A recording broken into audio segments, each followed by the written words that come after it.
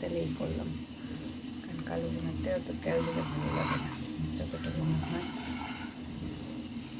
এর জন্য আমি খুব করলাম। মাশাআল্লাহ, আজকে আমি এখানে কালো বোনা রান্না করব। 2 কেজি মাংস নিয়ে নিলাম, ধুয়ে সুন্দর করে।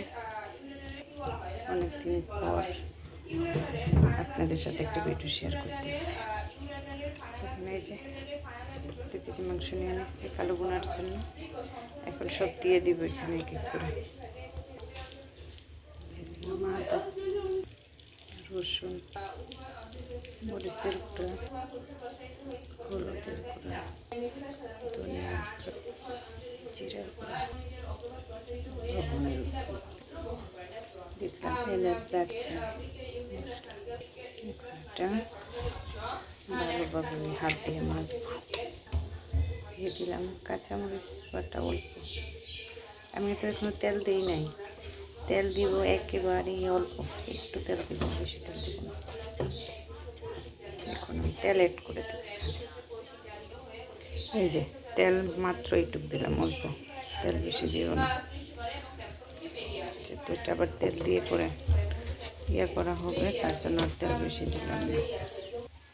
তো এই যে আমি পানি দিই নাই, শুধু হাত ধোয়া পুরো পানিটাও দিই নাই, অল্প পানি দিচ্ছি। এটা রান্নায় বসিয়ে দিই। এখন কালো বোনা শেষ পর্যায়ে মশলাটা অ্যাড করে দিলাম। মশলাটা কিন্তু আমার বানানো। আমার কালো বোনা শেষ, এখন এটা তেলে দিব। কড়াই বসাই দিলাম। আমি পুরোটা রান্নায় কম তেলে করার চেষ্টা করছি।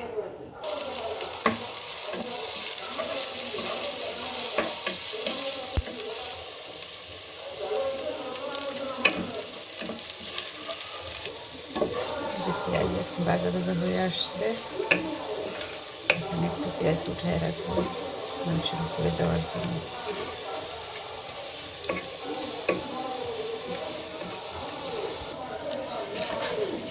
কালারটা কিন্তু অনেক সুন্দর আসছে,